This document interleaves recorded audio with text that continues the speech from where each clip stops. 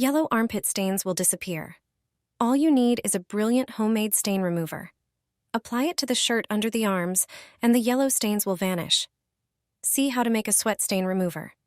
This will be your new ally in the fight against stains. Not only does it work effectively, but it also leaves a fresh scent and is environmentally friendly.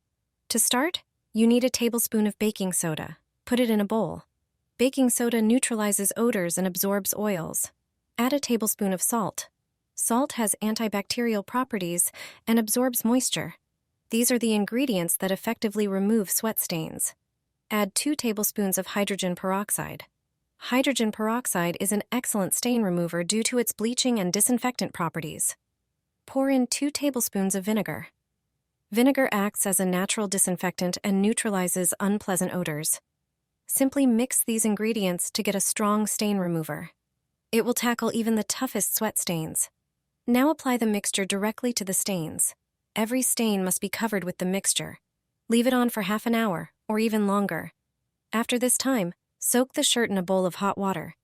You'll see the stains disappear. Finally, just wash the shirt with the rest of your white laundry. This way, your favorite clothes will look like new. Give your clothes a second life with this simple solution.